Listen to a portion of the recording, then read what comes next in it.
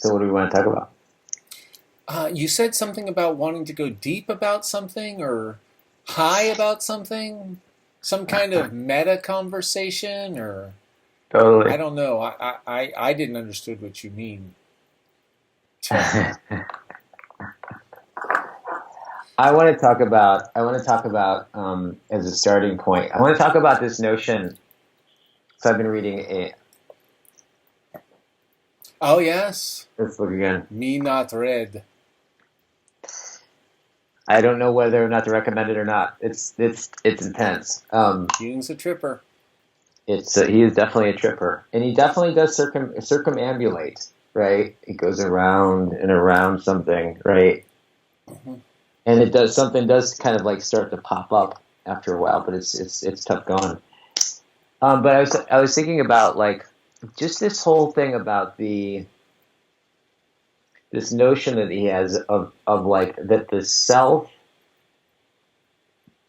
exists across four dimensions and then speaks to you with your conscience and your intuition, but which kind of presupposes some directionality or an ideal, which gets at the thing about I think it gets the thing about the eyes and how the eyes move and that they're forward facing, and the whole thing about language and hitting the mark.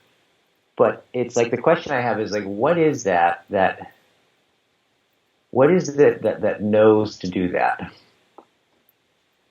want to talk about that. That sounds pretty cool. Yeah, totally.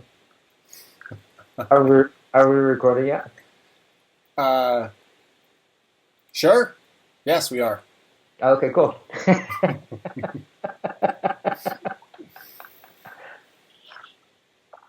Well, so what are you thinking about it?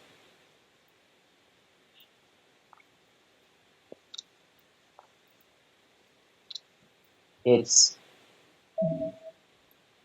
let's see if I can lay it out a little bit about about a bunch of different things. Basically, I've been thinking about a bunch of different things, but a lot of my thoughts have just been kind of circling around again and again this notion or the idea of the individual, and especially in listening to Jordan Peterson's talks, especially the last two or three, have just been awesome.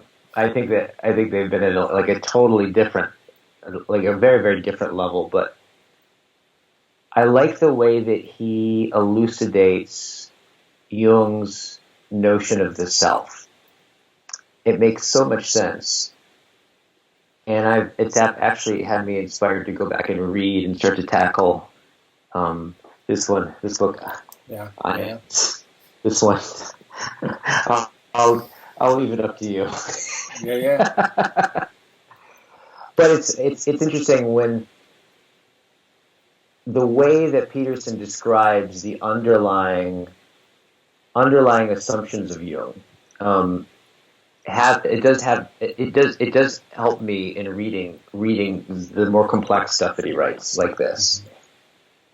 But see if I can lay it out as I understand it. It's like the Jungian idea or Jung's idea of the self is that it exists at four dimensions, and part of the self is in the present moment, and that the self as a whole, right? You could say like the ideal is in the future and beckons to us in the present via our conscience and our interest. That it's like, what is it that calls your attention forward and seizes your interest? And that basically the development of character or the individuation process is, from Jung's kind of notion, is to continually make choices and decisions and follow your interest, and over time make sacrifices in your life, and as you begin to build character and morality and make ethical choices, But the ethics and the morality or the conscience or what draws your interest to it is in some sense who you would be if all, like you could say, is if all of your switches were turned on and all of yourself were realized. That somehow, and this is what's fascinating to me, is that somehow being a self, this idea of being a self or an individual, that there is this thing that does call us forward, right? We know to pay attention to certain things as important and other things that aren't important. And I think that to a large degree, a lot of that stuff is, a lot of the content of that is given by culture. But that we know how to do that we know to attend to something, that we know to value one thing over the next, seems to be much deeper and much older than just something that you can kind of acquire like software through culture. It seems to be kind of bottom up. And I think that Jung's idea is that the more that you can get in touch with that greater self, right, the more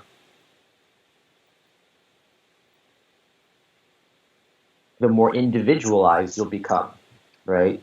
The more that you can listen to your conscience and listen to the things that bug you and give your attention over to things that interest you and that seize your attention, that the more that you can do that, in other words, the more you can be yourself, the more yourself will manifest, or the more the whole of the self will make itself known.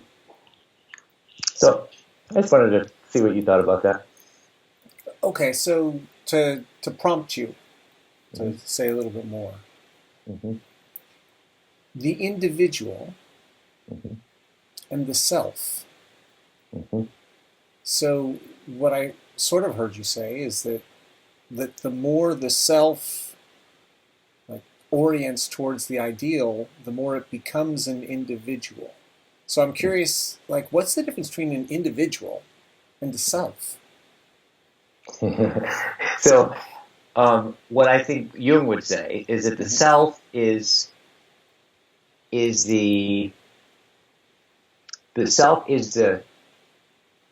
much older than you, is that it has a deep structure, and that one of the ways that you can notice or notice the evidence of that structure, I think he would say first is biological. I think the way he would put it is that it arises through biology. There are these basic kind of tensions. I don't even know if I can quite. You have to go pretty deep to understand this, but basically, through biology, and then when we began to use language, that the basic structures of language, you could say, arise from the collective unconscious, or from a deeper fundamental biology, and that you can see evidence of that through myth and folklore and through stories. That, for example, the resurrection is one of that's a motif, a mythic motif that exists across almost all religions. This notion of sacrifice, right? And you have to die to something. You have to die to something greater than yourself so that you were born, right? These are kind of mythic motifs, and you can see them in mythology. You can see them in fairy tales. You can see them in people's dreams. It's kind of like the deep plumbing, or the motherboard, right? Is my understanding of what the deep self is. And this is the motherboard, or the deep plumbing of the self, this set of archetypal figures or metaphors that culture taps into. But there's a set of potentials on there, or the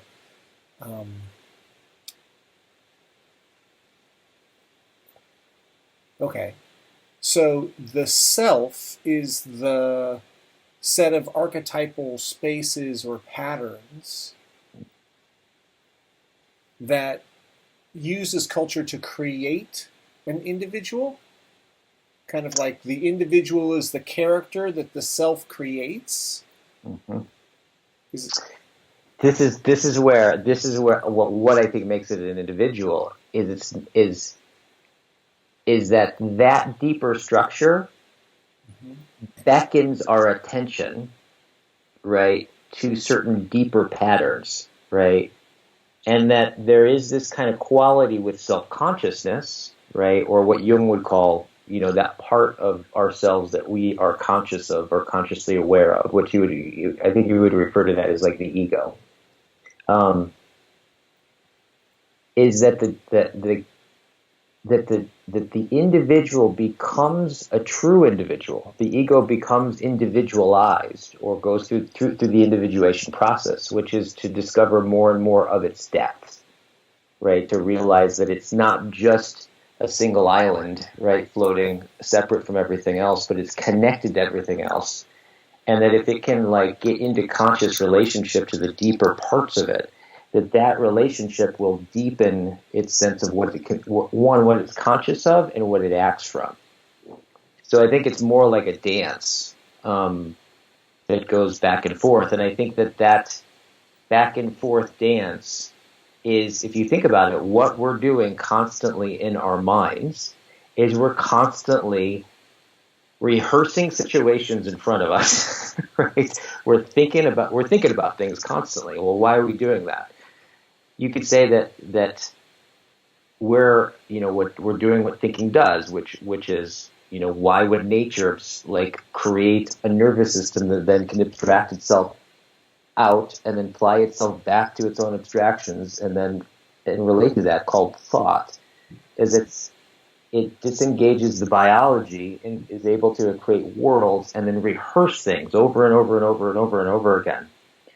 That movement of rehearsing things, the movement to do something that gets us to something greater or to move towards something better, that movement itself is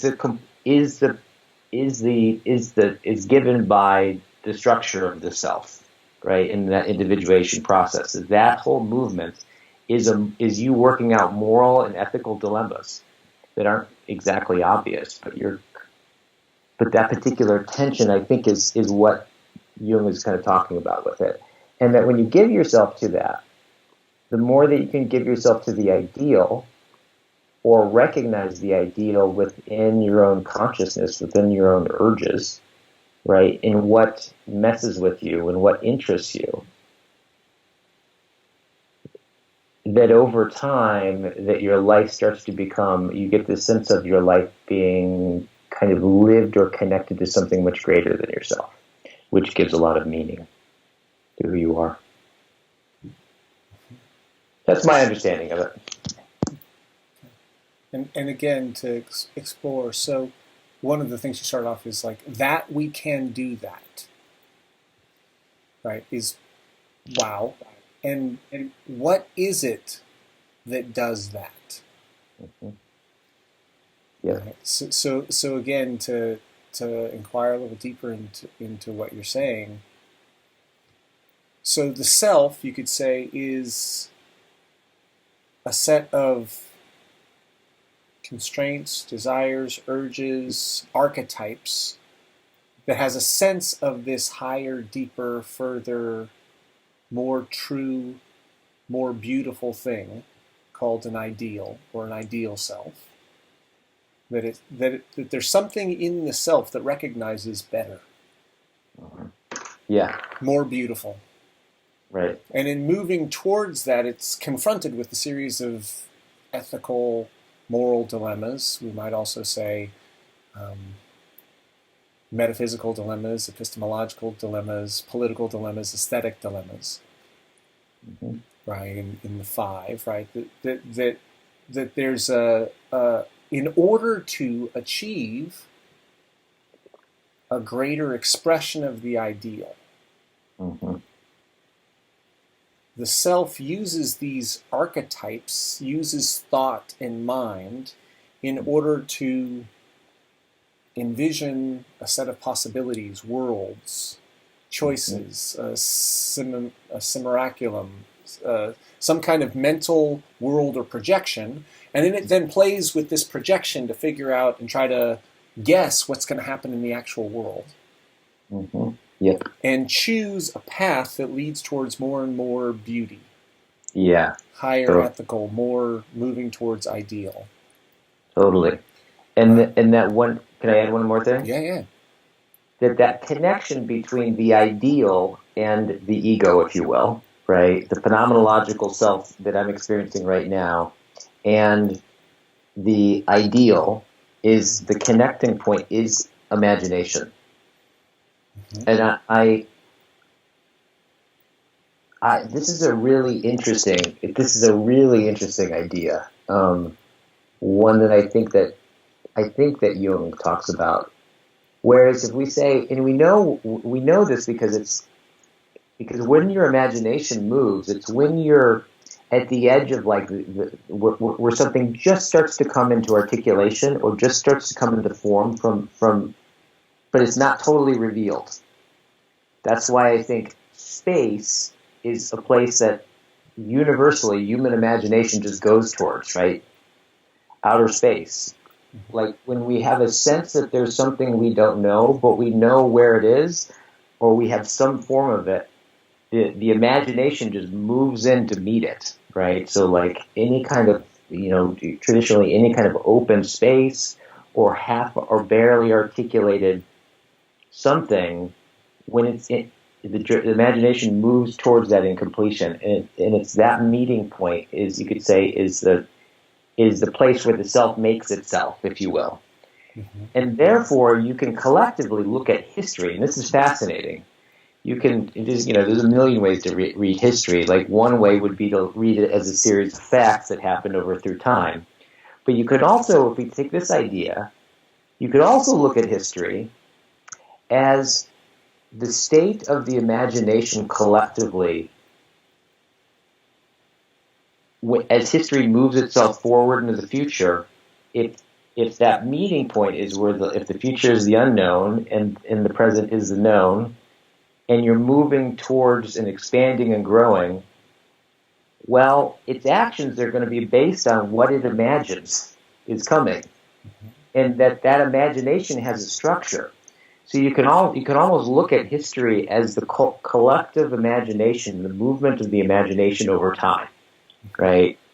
Which I think is a fascinating idea when you think about it, of like looking at it as a revelation of the deeper structures or the way that imagination moves, which is, points to these kind of deeper structures that Jung would call archetypes. Mm-hmm. Mm-hmm. Yeah. This Hegelian notion, this kind of German idealistic, that you could say God is working out the ideas of the self, of what's possible for humanity through the collective imagination of humanity being transferred and transformed into actual infrastructure and societies. Yeah, absolutely. Yeah. Wilbur talks about the four quadrants, right, Mm-hmm. where you've got your internal thoughts, like what is the individual thinking, and then what is the group thinking? What is the individual, you could say, biology, Right, and what is the infrastructure of society? right. Yes. Right, and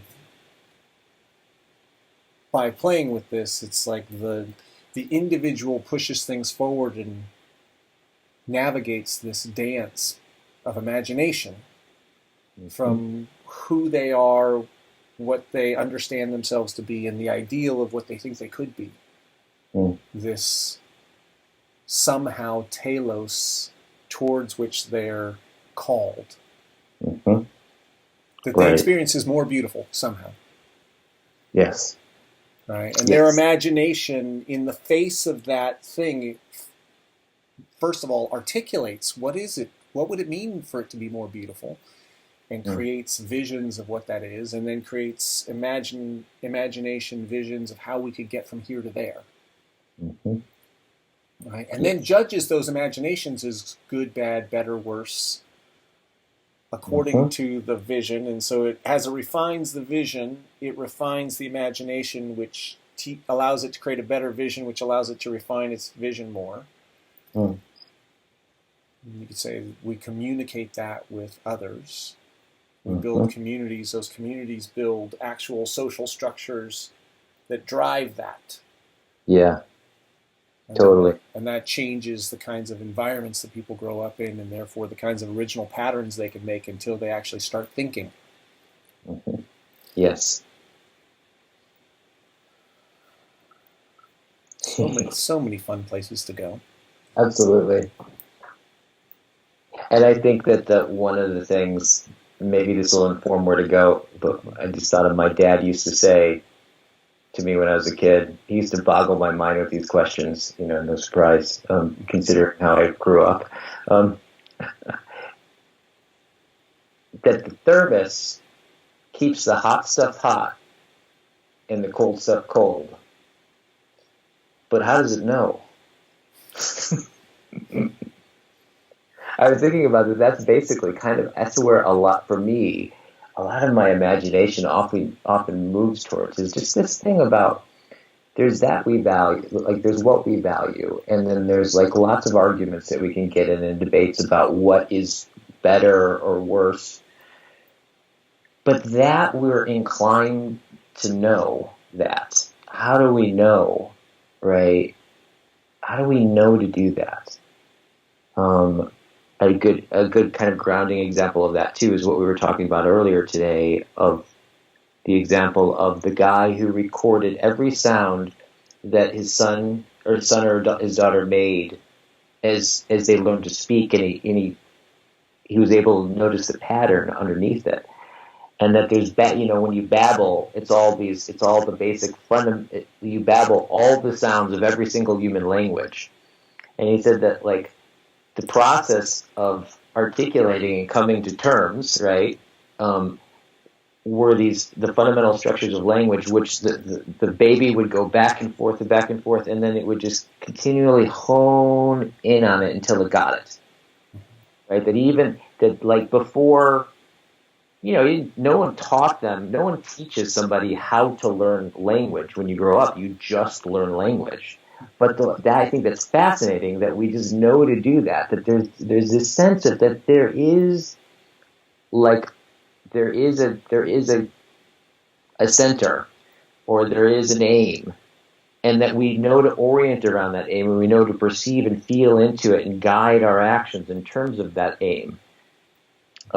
Is like all the way down to like when we're babies learning how to speak, we're doing that. That thing that knows to do that, and whatever's calling it forward is the thing I would like you to.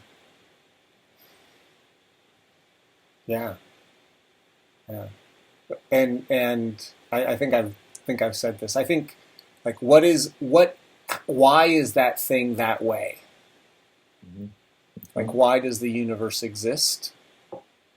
Right. In such a way that we can have a conversation about the fact that the universe exists. Right. Right. Because it's a particular kind of universe in which we can have these kinds of conversations. Right. Mm-hmm. I don't know if you've heard about the anthropic principle. There's the weak and the weak anthropic principle, and the strong anthropic principle, and the completely ridiculous anthropic principle. Uh-huh. So it's just the basic idea is, why is it that we exist? And one way of thinking about it is that we just happen to live, of all the potential universes, we just happen to live in one in which we can exist. Mm-hmm. Right? And you can look at that from a weak perspective, which is, it just so happens that we exist in it. Yeah. We can say, well, for the universe to exist, right, it's actually designed such that we can exist in it. Yeah, totally. Right? That it's so fine-tuned that if you go down to the fundamental constants, if you change any of them a little bit, like the universe expands too quickly so that it doesn't condense in things, or it contracts too quickly so that it doesn't expand into things, and this human organic life form that is sufficiently complex that it can become intelligent only exists in a particular universe. Yeah. Right? And it could be to the point that Stephen Hawking once intimated that, like, it is in fact consciousness and this intelligence that that the universe sorts for. So there's an infinity of potential universes, and the one that comes into existence is the one that has that. I like, Wow. which I've had it described as the completely ridiculous anthropic principle, or crap. Right. Um, Right. but there's something about the universe Mm-hmm. that causes human beings to be born in such a way that they true in on language. Mm-hmm. Yeah. They have the capacity to make, you could say, every sound in every known language. Mm-hmm. Right. Right? They have the capacity to do all of those things as babies. Yeah. Yeah. And then they're surrounded in an environment of language in which only some of those sounds are used. Mm-hmm. Mm-hmm. So they kind of try them all, blah, blah, right? They try them all. And then over time, and from a biological perspective, they actually, the ones that exist in their environment in which they get rewarded for, Mm-hmm. Mm-hmm. right? Those neurological pathways grow. And the ones that they don't use actually die off. They actually prune off the parts of their brain that the motor pieces that can make those sounds actually get pruned off. Right. And you true in on it. You say, it's like, how do you, like, it trues in on the perfect phoneme, the perfect in what sense? Like, what is the it that it's zeroing in on? It's whatever happens to be in their environment. Right. Totally. And they prune off the rest. And then they become expert at making the particular sounds of the language of their particular culture. Yes. And so you've got this interesting thing, which is there's all these possibilities. Each one of them has its own potential legitimacy. Mm-hmm. Mm-hmm. And the baby trues in on the one that's going to work in their environment. Right. Right. Right. So on the one hand, the fact that that happens, like, what is it that causes that? Mm-hmm. We're in that kind of universe, and I don't have much. Like, the rest of it's pretty much beyond my pay grade. Mm-hmm. Like, how specifically does that happen? Well, we're getting more and more senses, more and more understanding of the actual biology. Mm-hmm. Can I ask you a question? When you say, I like that term, by the way. It's beyond my, above and beyond my pay grade. What is your relationship to beyond your pay grade? Like, do you have one? Is it? I mean, I can imagine it could be kind of a complex answer, but, like, is it when it hits, like, the edge of what you know that you can know for sure?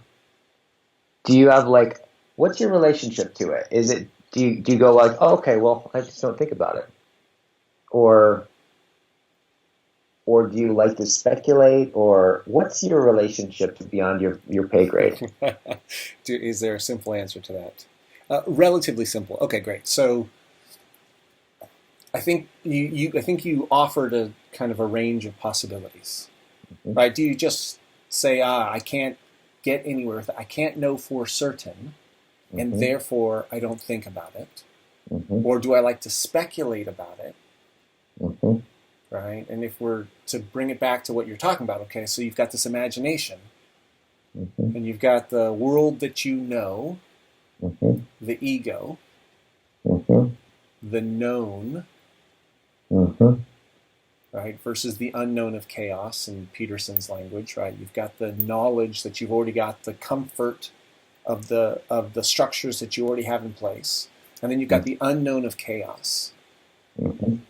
Right? But there's something in that relationship between the known and the unknown that you can see better, and that you're driven towards better, that there's this inherent telos towards beauty, truth, goodness in the triad, or in knowledge and justice if you add in all five, right? That you've got this there towards which you are oriented. Yes. Right? This built-in telos somehow.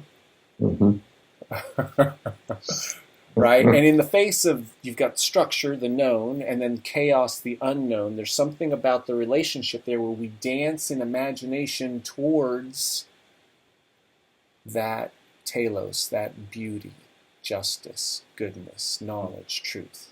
Mm-hmm. We want that. Mm-hmm. Moving towards that is fundamentally fulfilling. It Mm-hmm. gives us a sense of meaning and purpose and direction and depth and progress and movement. Mm-hmm. Right. That when that's fulfilled, like our conscience says, yes, that, more. Mm-hmm. And when we're off track for that, our conscience goes,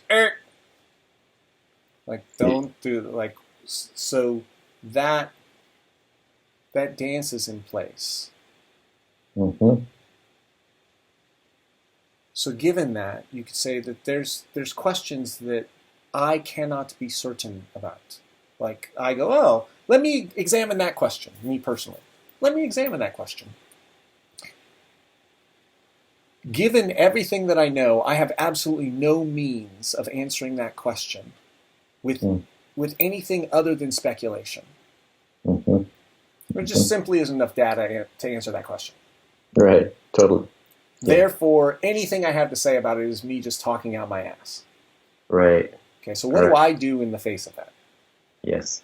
Yes. Right, this is kind of the question I hear you asking. Is that? Yeah, totally. Yeah. So if I think that the speculation itself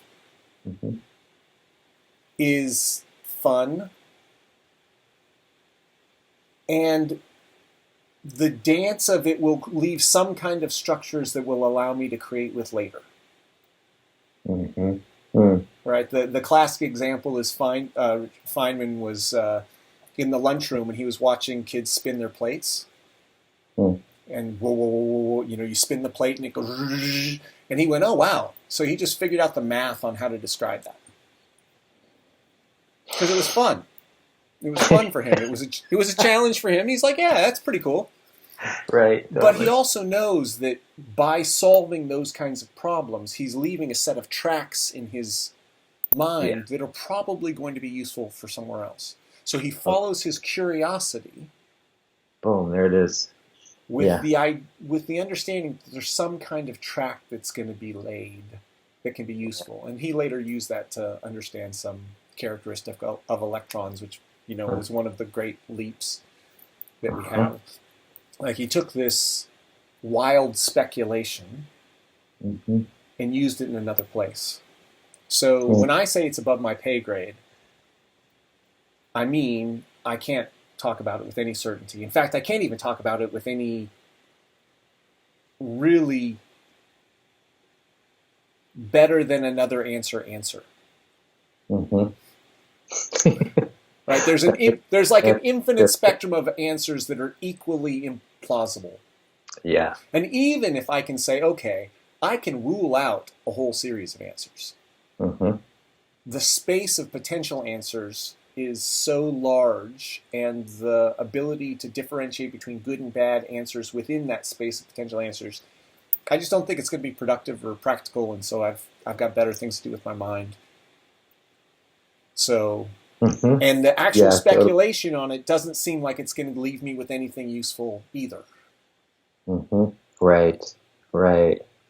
Then, I mean, there are times, I don't know, some kinds of journeys that you take where you just follow the track wherever it leads, and it's fascinating in and of its own right, and it leaves no useful tracks. Yeah. It's a thinking dead end that doesn't lead me anywhere. And so my personal thing is,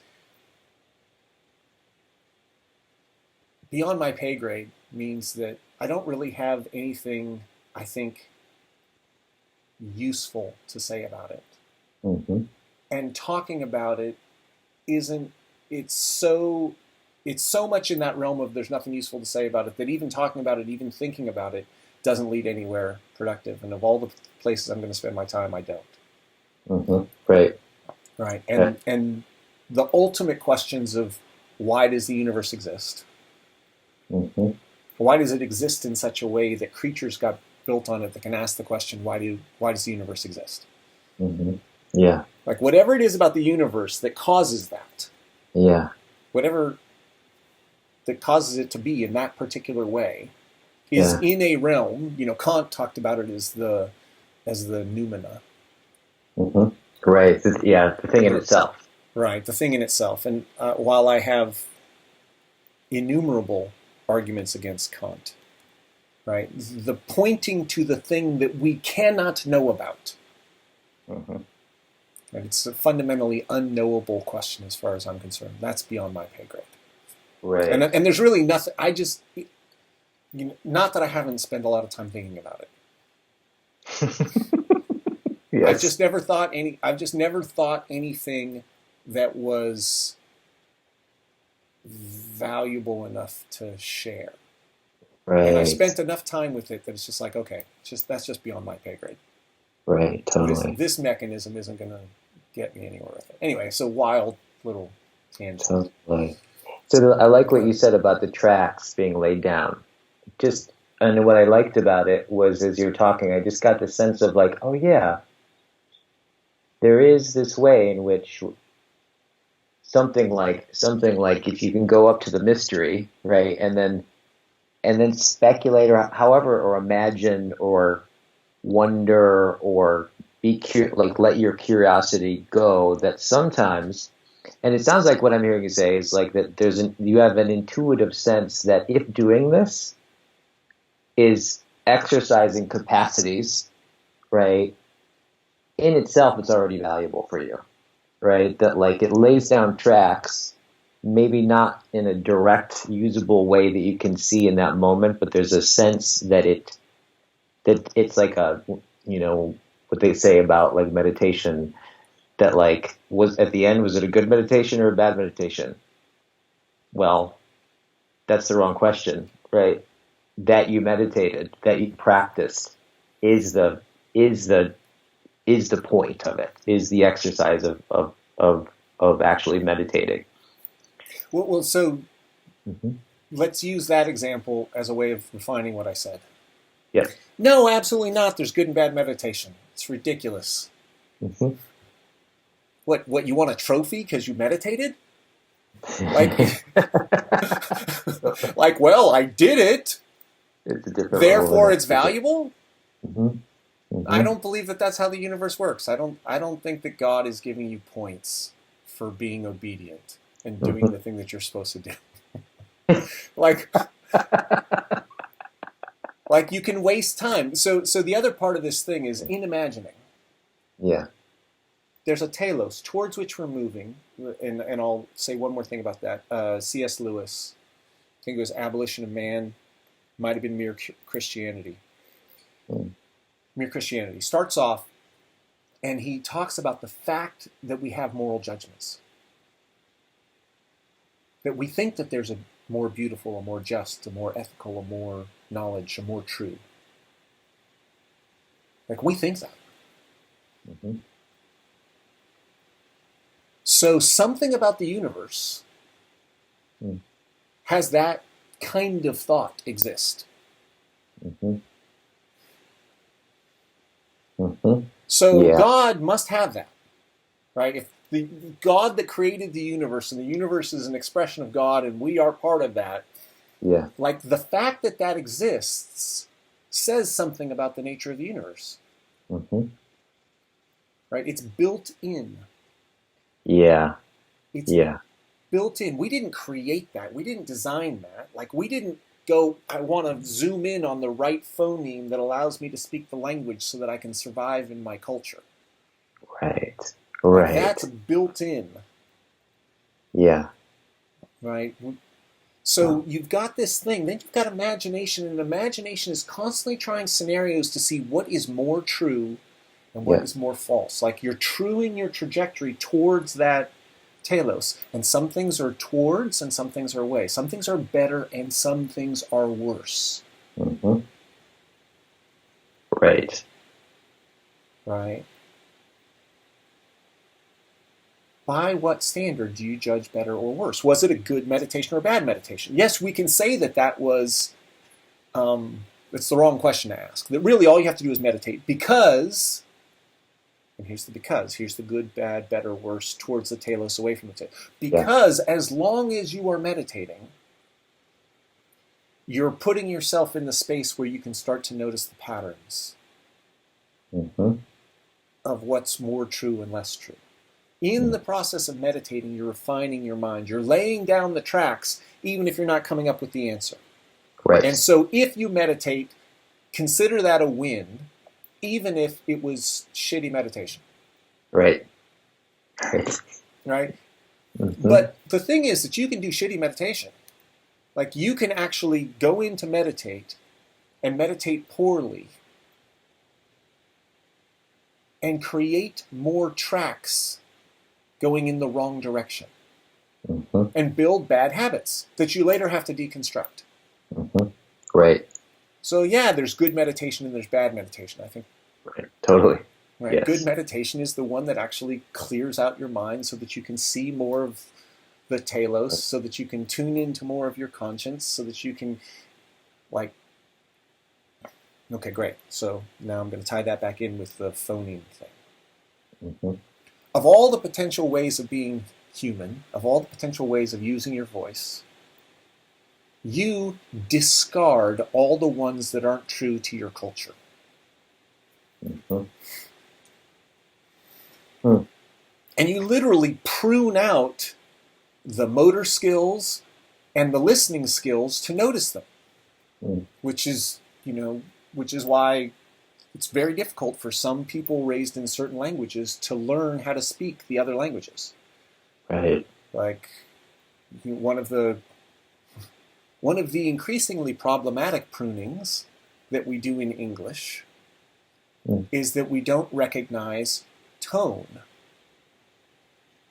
We're really focused on the consonants and the vowels, recognizing them, but not the shift in the vowel over the course of a word. Right? So in Chinese, you've got these 4 different tones. You can right, where you're going the same tone, and then down, and then up, and then up and down. Mm-hmm. Right? So when you're speaking, like, I can't do it. I haven't learned it, but I've learned enough to know that I can't do it. Right. I've learned enough to know that a native Chinese speaker can say the same vowel consonant combination, varying the tone, and I can, with my best absolute hearing, I can sometimes maybe sort of hear the difference. Right. They got 4 different things that they're doing, and I can't even tell the difference. Right. Okay, so let's use that as a metaphor for human beings getting brought up into a culture and losing access to chaos. Mm-hmm. Mm-hmm. Right? Right now we're in a very interesting time socially, from my perspective, and Jordan Peterson's speaking about this a lot, where there's this idea of privilege. There's this idea of institutional racism, institutional sexism, which is, okay, in our culture, the dominant culture, the one that everyone who wants to speak the language in a way that they can be understood, right, disappears the phonemes, disappears the ways of speaking, prunes them from their mind so that they can fit the cultural pattern.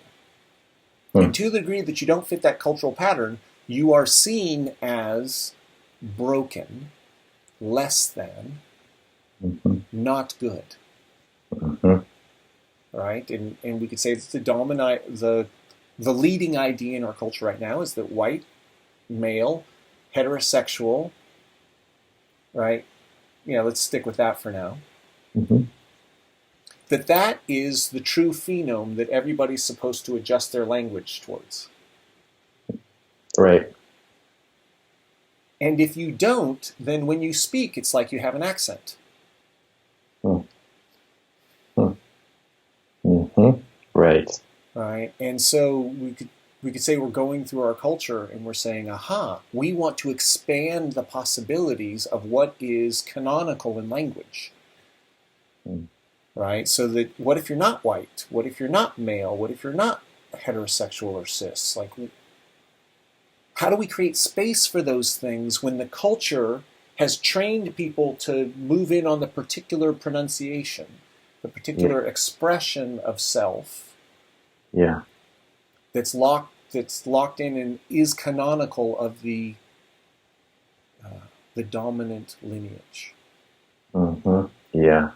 Right? And how do you communicate that? Well, one way of doing it is to say the dominant lineage is privileged, and all of the other ways of thinking about it or pronouncing the self are marginalized. Mm. And so what we need to do is attack the dominant position for being dominant and bring the marginalized voices and legitimize the marginalized voices and say, hell yes. Hell yes, that sounds like a good thing. However, now let's come back to there's the entire set of possibilities for human language. And there's one canonical one that people learn to speak, and if they don't speak it, they're considered to have some kind of language, to be less than in some way.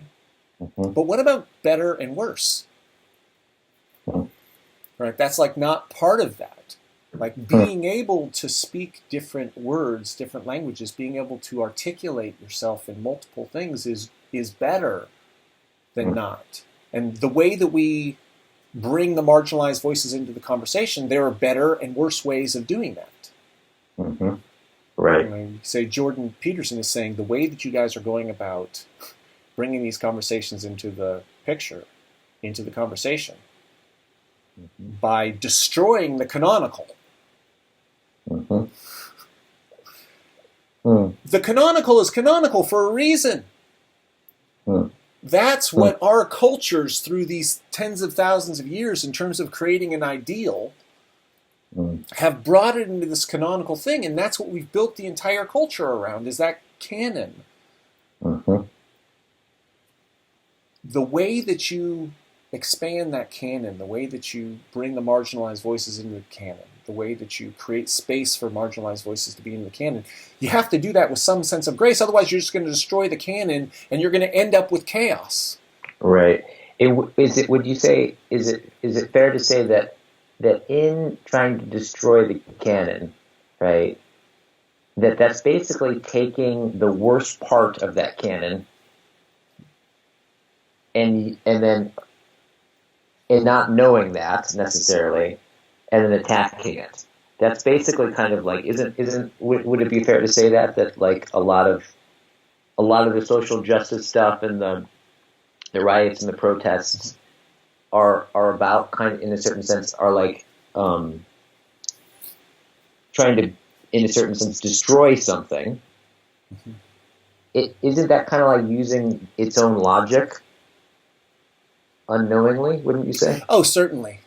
Mm-hmm. Yeah. Yeah, certainly. Yeah. Certainly, there's an irony in that. Yeah. Right. It's the classic example is that, you know, people are using their iPhones to say down with capitalism. Mm-hmm. Right. Mm-hmm. There's an irony in that. Like, you're using capitalism to destroy itself. You wouldn't be able to do the things you want to do without it, but you're going to destroy it. Mm-hmm.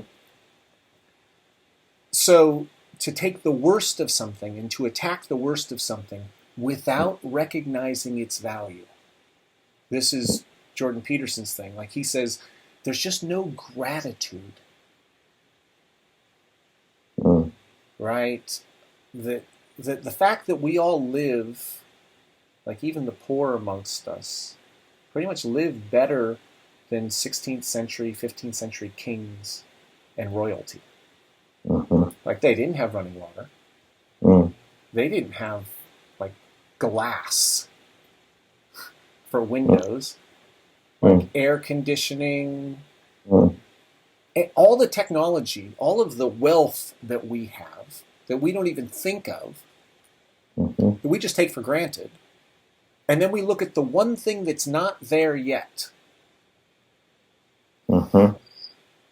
And then shoot the whole thing. Not recognizing that the whole society is built on that one thing. And if you take that thing down, it's not going to lead to better. It's going to lead to a crumbling and chaos. And in that chaos, we're going to regress to lower levels. Yep. Right. we're attacking the worst part of something beautiful without recognizing its beauty. We are, in the classic metaphor, we're cutting off the branch on which we are perched. We're sawing off the branch on which we're perched. Right. Yeah, the tree has some unfortunate characteristics. There are some dead leaves. There are some poisonous berries. Like there are whatever it is. And so what we're going to do is we're going to chop off the tree at its roots. Not realizing that the whole thing is going to crumble if we do that. I'd say that's Jordan Peterson's main critique. It's like, yes, there's a tyrannical father. And yes, no matter how you look at it, there's always some part of the father, the existing culture, which is tyrannical. Right. No matter how good that you get it, you'll just refine your perspective until you can find something wrong with that. Right? I say that that's asymptotic, that that's just the nature of things. The more you clean the room, the more you notice where it's still dirty. Right. The more you accelerate the vehicle, the more you come across its limitations. Fix the engine, it goes faster, sure. Then it starts to wobble at a certain speed. So you fix the alignment so you can go faster. But then the brakes don't work at the faster speed. And the faster you go, you keep coming across the limitations. And I say that's asymptotic. It just always happens. The more So if you're going to attack a culture, if you're going to attack a language, if you're going to attack the canonical version of something, for its limitations, for its faults, without recognizing the value that it brings, you're cutting off the perch on which you're cutting off the branch on which you're perched.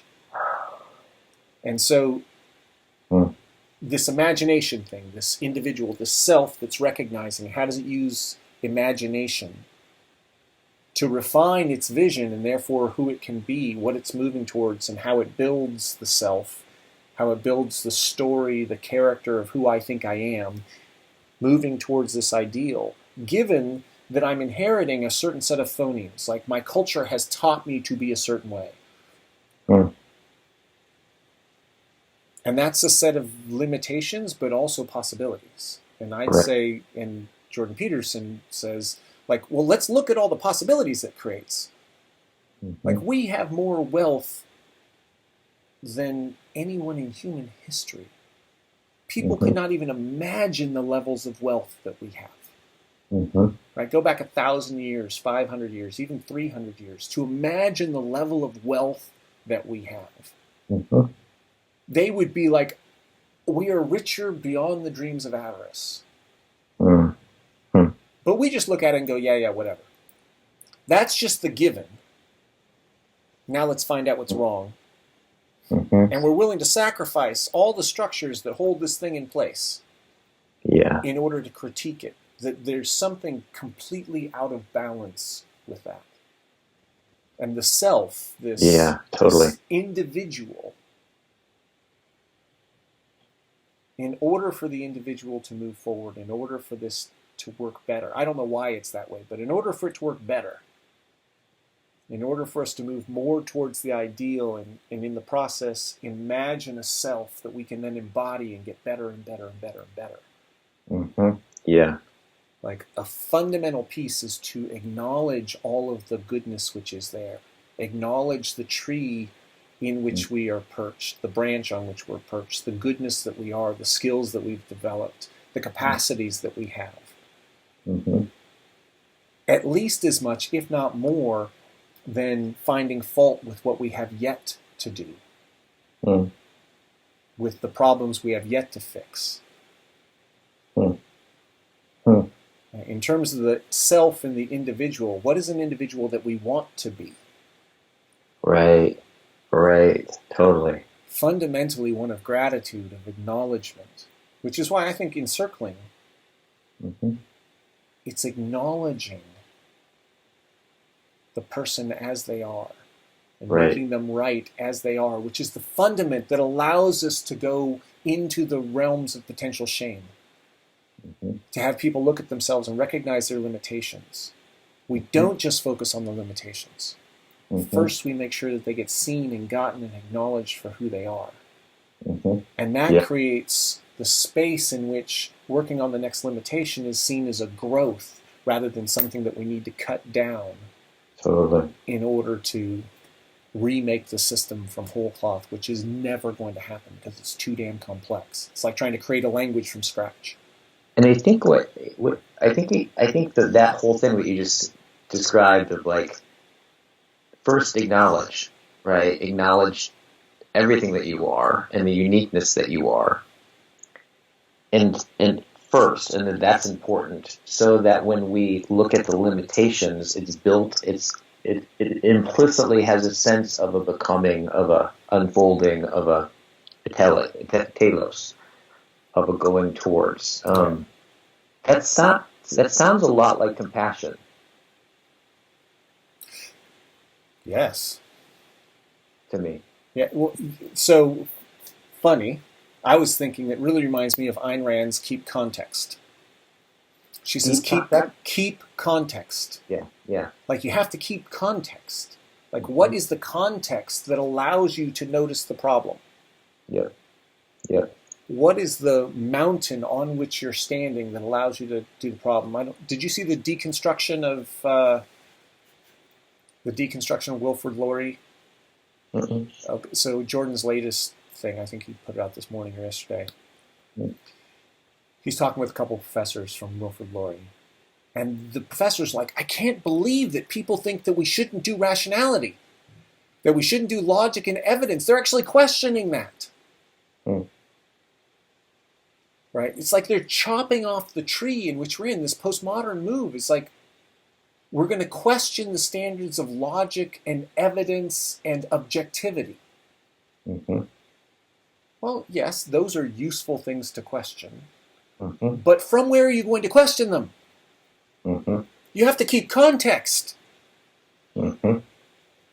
Right. Right? Like, what methodology are you going to use to question methodology? Mm-hmm. Yes. Right? As Ayn Rand, it's this performative contradiction, this postmodern performative contradiction. It's like, to say that something's invalid, you can't say that logic is invalid. Mm-hmm. Because in order to say something's invalid, you're invoking logic. Mm-hmm. Right? Mm-hmm. It cuts itself off. She calls that a stolen concept. Mm-hmm. Mm-hmm. Right? Or a performative contradiction. Yeah. That you're saying something which you can only say if you assume the thing that you're critiquing. Mm-hmm. Yeah. Right? Yeah. In order to say the logic is invalid, you have to assume logic. Right. In order to critically examine rationality, you have to have rationality. Mm-hmm. Yeah. In order to discount reality, you have to presuppose it to discount it. Yes, Mm-hmm. you have to presuppose that reality exists such that you can compare it with something to say that it doesn't exist. Mm-hmm. Right? So it's this you have to keep context. Mm-hmm. Now, in human being, we can call that compassion because we have to acknowledge the context of the person. Yeah. To understand their behavior and understand how their behavior serves them or doesn't serve them. Mm-hmm. Relative, like their telos, you've got this imagination of what could serve them or not serve them, and to recognize that relative to where they're at. Mm-hmm. Right.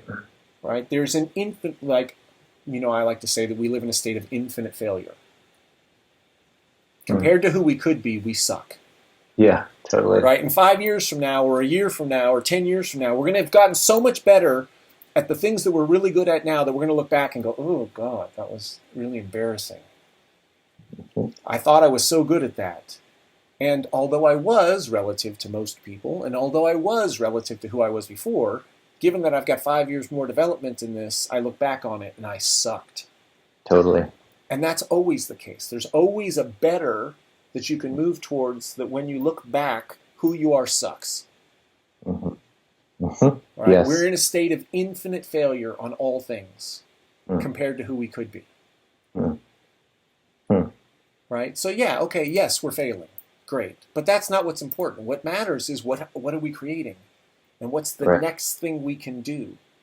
Yeah. We could always point out to someone how they're failing. Mm-hmm. Hmm.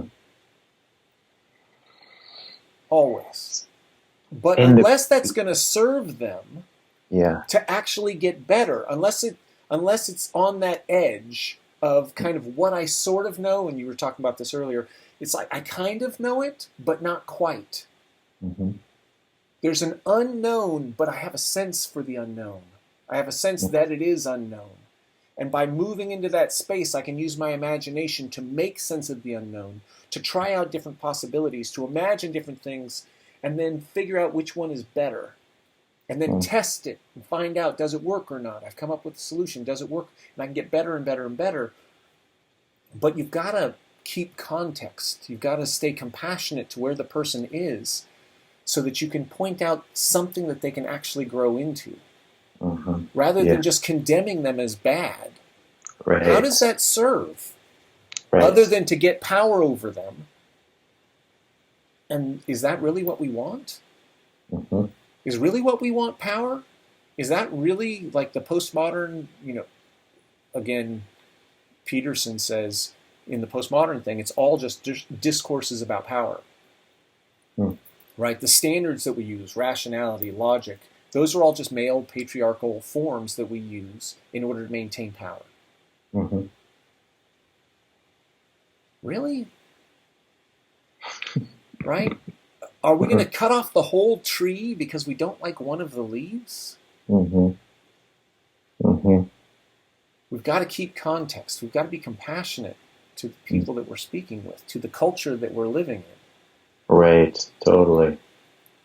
And what you're saying is what I hear you. It's interesting as you're talking. I'm starting to, the word dignity keeps going through my mind about like what is it to honor someone's dignity. And I think what I'm hearing you say is essentially it's acknowledging in some way or holding context, right? Or what did you say, Ayn Rand Keeping said? context. Keeping context, right? Keeping awareness of the context of what kind of being you're actually relating to, which is that primarily the thing that even has them make mistakes and gives it as a mistake, right, is this draw towards better, is that there's a North Star in which has me even take a step in the first place, let alone stumble and do all the things that I do, that impulse, that fundament is core to being human, and it's ultimately good. And what I'm hearing you say is like compassion is really holding that context as primary, which then, since it's primary, it'll give every way that you relate above it. So the question I have, okay, is what is it that's going on right now? Or what is it that goes on that where it would make sense to not do that? Like, for example, make these kind of broad, general, sweet, like, notions about, like, all logic is the patriarchy, right? So, like, biocentrism and all of these kind of, like completely nominalizing, wiping things, and just basically assuming bad. Dropping context, not being compassionate. Yeah. Not honoring the tree Right. that has given birth to the branch Right. that has given birth to the leaf that you've got a challenge with. Right. What causes that? So what is it like? Yeah, what is that? That's a broad question, but like, what is the impulse to do the opposite, right? If we say good, if the one's good and the other one's bad, or the one's good and evil, that particular fight, that urge, there's some kind of pleasure, there's some kind of resentment or revenge thing or something that seems like it's going on. That seems to be motivating a lot of what I'm hearing about. I mean, just, I live in Berkeley, and there was a speaker that there was a big protest going on, who was, for the most part, I think he's a little bit to the right. and that they had, and that Berkeley had him on as a speaker. There was this huge protest, and I remember I had a meeting, and there were so many helicopters circling around that literally we had to speak up during the meeting. And the strangest thing is that the next morning when I walked outside, on the church across the street, on both churches, on all the buildings up and down the block, was the hammer and sickle sign was spray painted everywhere. It was the strangest, most eerie feeling. And I really got this sense of when I saw that, I was like, two things went through my mind. The first thing was like, really? We want to try that again? Like 130 million people were slaughtered by those governments, right? First of all, do we want to keep trying that? And the other thing that I was like, okay, so given that, I got this sense that, like, I really didn't get this sense that the people who were spray painting that even had a clue of what they were spray painting. Like, I think it was a little bit more, I just got the sense of, like, I'm just guessing, but I don't get the sense of, like, that they're thinking, like, I'm for communism, based out of, like, really looking at what communism is, and I really believe in it, and I've examined it, therefore, I'm sure those people probably wouldn't spray paint the hammer and sickle on the wall. Maybe they would, but just I had that sense that there's some kind of bigger thing kind of underneath people that are doing these kinds of crazy things. So I'm just wondering what is that thing that is motivating this? Like, what do you think?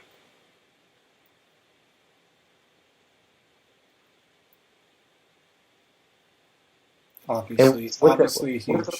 What's it like just to consider the question? Like I'm watching your face, and I'm so lots of things going on. So there's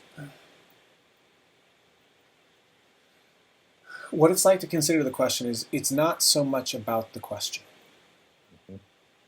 It's about how the question fits into our context, into our societal issues. Mm-hmm. Right? Because how I answer the question isn't I'm not answering it for me. Mm-hmm. And I'm not just answering it for you. Mm-hmm. I'm answering it for those who wish to preserve the tree while also enhancing the tree. Those who are doing the hero's journey according to Jordan Peterson, right? Who are honoring the healthy father in search of the healthy mother rather than battling the healthy father, putting all father into tyrannical father and all mother into goddess mother, right? The people who are really trying to move that forward, it's like I'm speaking to them as well. Mm-hmm. Yeah. And it's a very, very difficult question to answer because it's such an ugly answer. All right. And in the context of compassion that we've been talking about, right, the answer of why that happens, what is the process by which that happens, it's both ugly and compassionate. Like, to understand what causes someone to spray paint a symbol of communism on buildings. Like, what causes that? Like, what are they thinking that they think that is the right thing to do? Right? And the compassion is that they think it's the right thing to do. Like, to recognize. They think that they're being heroic.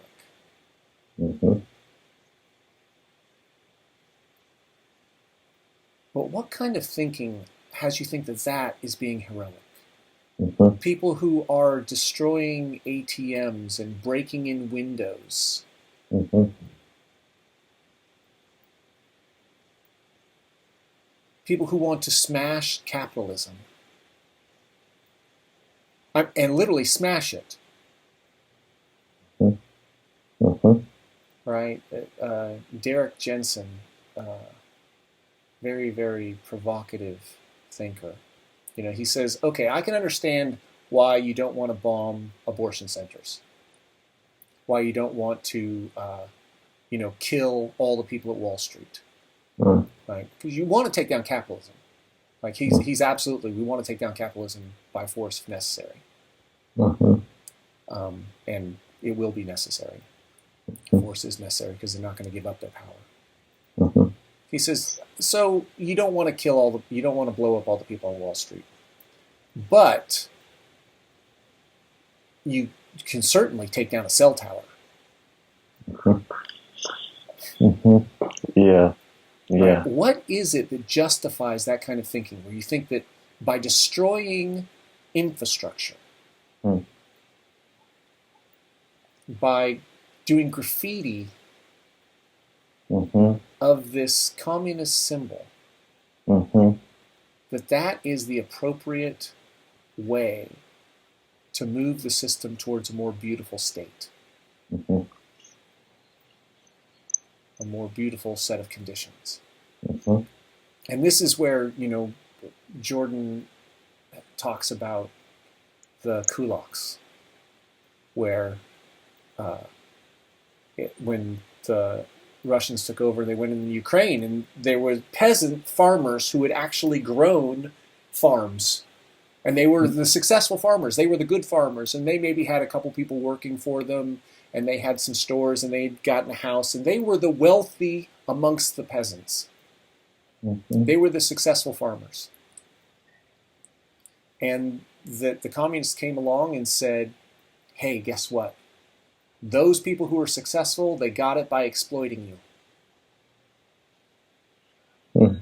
So we're going to take it from them. Who responds positively to that? No one. Well, no. Lots of people did. And they killed the people, and they took their stuff, and they sent them off to concentration camps. And that's what led to the famine. They killed 6 million Ukrainians. Oh, right? And Jordan Peterson says, now, what kind of people are going to respond to it? He says, now think about this. You're in a little town, a little area, and some people are really successful and you're not.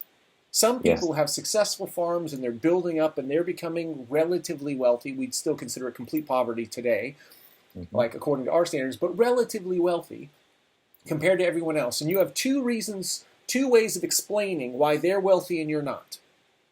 One is, wow, they must be doing something right. What can I learn from them in order to be able to build the kind of wealth that they can build so that I can have that kind of life? Or you can say they are bad. They've gotten it unfairly, and therefore I feel resentment for their success. And then someone comes along and taps into that resentment and says, yeah, you know that resentment? Exactly. You should be resentful. Let's get them. Right? So what is it that drives it? Right? It's resentment. Right. It's resentment. You say fundamentally. But it's thinking that you're a victim, and therefore you can self-righteously attack other people. Right.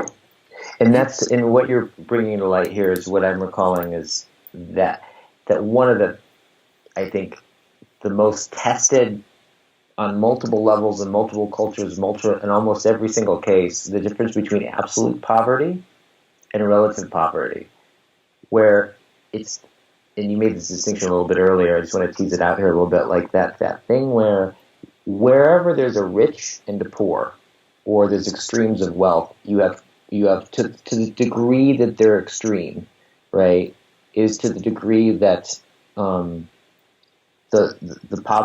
poor have violence. Wherever that's happening, there's violence. The more that that's happening, the more extreme it is, the more violence it happens. When That is everyone's partially poor, true. That is is that partially partially true? true. Okay. Yeah. Yes. Yes. But however, Totally. let's go into a high school, Mm-hmm. right? Some people are more popular than others. Some people are smarter than others. Some people are prettier than others. Some people have greater dexterity than others. Some people can sing better than others. Every single one of those forms cliques, right? People gather around those skills and they attack one another for the thing that they have and the other person doesn't have. Resentment is not just about absolute or relative wealth. Wealth is just one of the factors. And if people are almost equal and one person has a little bit more, relatively, they're rich. And if resentment is in your character, if you have cultivated resentment, you will take any difference as an opportunity to project your self-righteousness. Right. So it is true that the more extreme the gap, the more easy the symbolism is. But it doesn't matter. Yeah. Right? Again, if you go into any group, resentment raises its head. Right? And this is part of the compassion of human beings, is that I talk about shame and guilt. Right? There's the personal, there's what does this say about me? What's my status? Am I good? Am I bad? Am I better? Am I worse as a person? And then there's the practical, is my life better? Is my life worse? Right? Yeah. These two things, that you got shame, and shame is horrible when like your identity is at stake. Who you think you are. When that's at stake, you try to do something to counteract that. And that leads to resentment. Like it's like, oh, I have to be better than that person, so I constantly have to find other people wrong so that I can feel better. To try to assuage this feeling of shame that I have. Yeah. Right? Or I'm constantly trying to prove myself that I actually am better. I get better grades, I dance better, I sing better, I'm more popular, I'm whatever it is. And I grab that as a way of differentiating myself and making myself better. To the degree that I'm feeling shame, I'm going to build resentment and I'm going to attack others so that I can feel better than them. Right? To the degree that I let go of the shame, and this is the personal development, the transformation, to the degree that you let go of shame, in circling, we see someone and we say, yeah, that's who you are, that's okay. Really? Yeah, no, wow, I'm free. What do I want to do now? I want to do something better. And they move from shame into guilt into just making their lives better, looking for more wealth, more happiness, more meaning, prosperity, pleasure, and purpose. So it is true that the more extreme it is, the easier it is for people to call on the symbols to leverage resentment to build political will. Yeah. But almost all politics is just about leveraging people's resentment to create an other, to create an enemy, so that you can create enough solidarity that you can leverage them for power. And I think that's what's going on much more than the extremes in wealth. Yeah, totally. I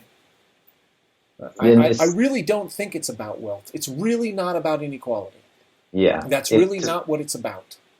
Yeah. That's just the thing that we use to leverage resentment. And by the way, the other thing about social justice, like you could say Marxism was really focused on wealth and money, on capital. How much money do you have?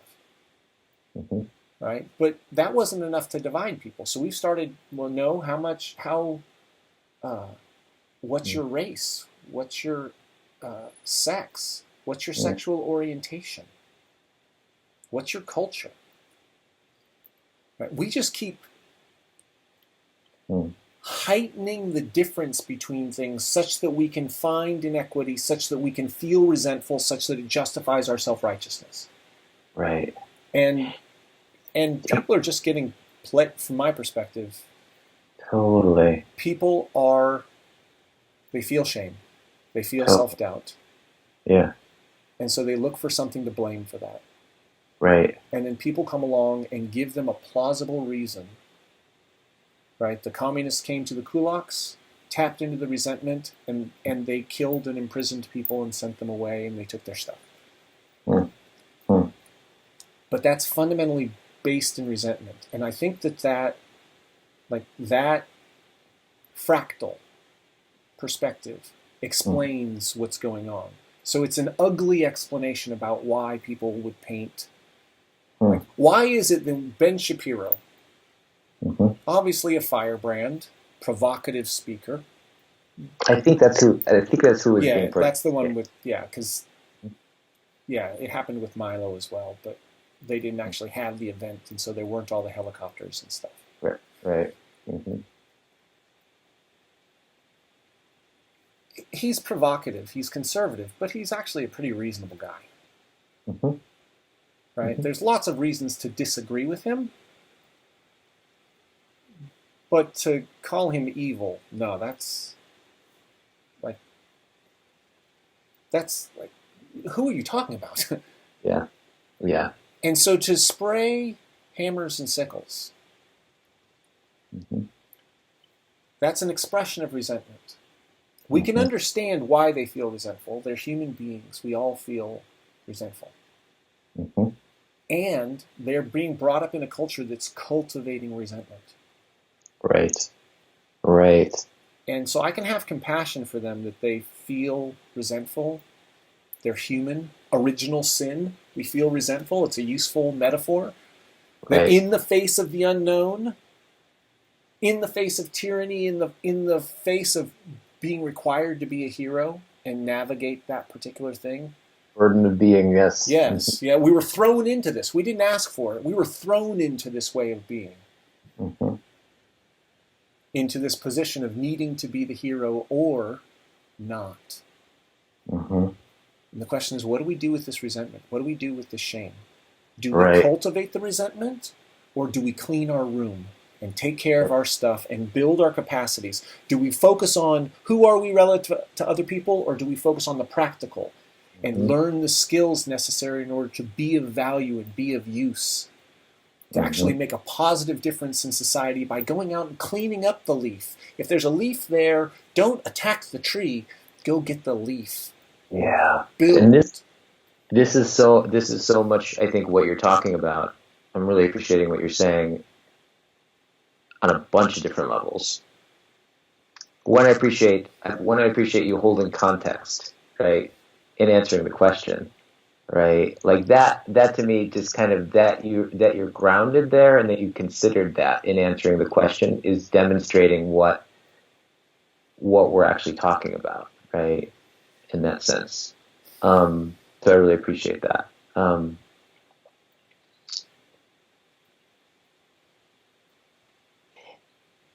The other thing, and then I have to get going here, and we can pick this up. We can pick this up for another time as well. Is I'm wondering what the antidote for resentment is, and it's so interesting because I think it lies somewhere in that, in a strange way. It's like, it seems to me that there's something like resentment in this way is almost like a dyslexic. It's like it's courage. It's a dyslexic courage, right? It's like courage worn inside out, right?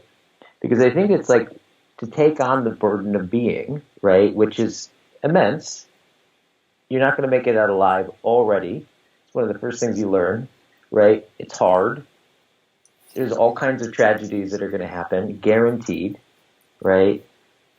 Well, what is the response? What is, like, pragmatically, what's the way to set yourself up such that you can make the most out of that, it's what's interesting about that is do the harder thing, right? Like the not harder thing in this case is to go out and protest and spray paint. It seems to me spray paint, communist signs all over the place. That's more of kind of like the easier route to take. Like the more destructive route, it'll make things worse. But it's kind of like, it just seems to me that, and I think this is what Jung was kind of talking about a bit, was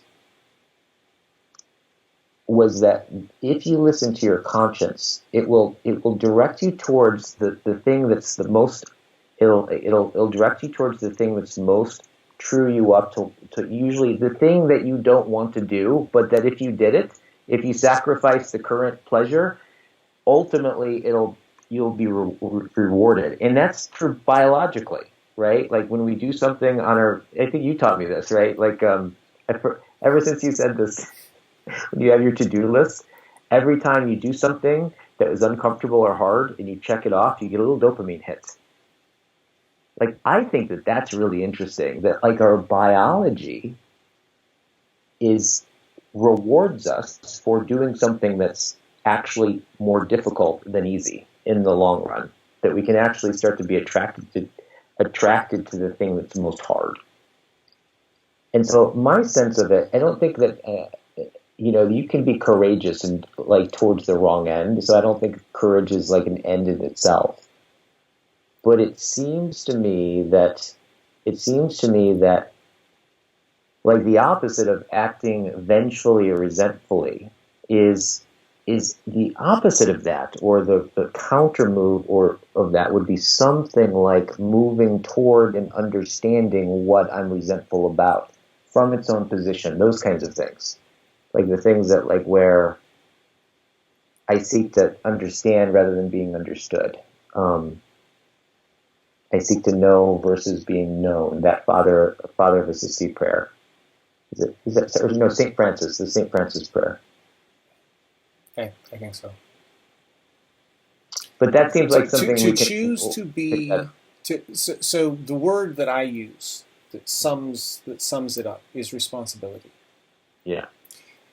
It's to take responsibility for what you are doing and what you are creating. It's to say that which is happening is an expression of your world. Right. Right. It's to be at cause versus to be at effect. You could say fundamentally, if the world is at fault, right, then you're a victim. And victimhood leads to self-righteousness. When you declare yourself to be a victim, that means that there's a perpetrator, and you become self-righteous against that perpetrator. Yep. Right? And that leads to the whole cycle. Yes. Because now you become a self-righteous asshole. You paint hammers and sickles on buildings, or you paint a swastika on buildings. Same thing. Totally. Same thing. So now you are the victim, and so you are self-righteously declaring, attacking the perpetrator, patriarchy, capitalism, whatever it is.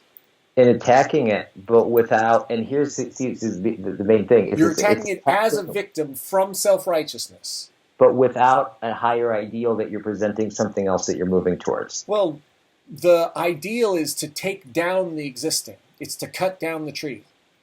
We're going to destroy private property. We're going to take down patriarchy. We're going to take down capitalism. We're going to take down the bad thing out there. Versus taking responsibility for what you create with your life and who you are and what you do and how you impact people. Yeah. Now you're at a place of cause. You're no longer a victim. Yeah. So I think we should just start scheduling. That's the key. And that's the key. That is the when you take responsibility for your experience, for what you are going to do and how you are going to live your life, not about how they are living their lives and how we have to stop them. And here comes the nobility of the individual. This is the self. This is the self. And this, it's the fundamental heroic thing is that you become the hero who handles their own stuff, who creates value, doesn't destroy other things in order to be more valuable, but Perfect. actually creates value in order to make the world a better place. Like, you're kind. Yes. You show integrity. Yeah. And that we schedule more time for these conversations, Yes. right? When they're getting Yes. really good. This is such an important conversation. Let's pick this back up. I think this is really, really important. All right. Rock on, brother. Mwah. Much love. Much love.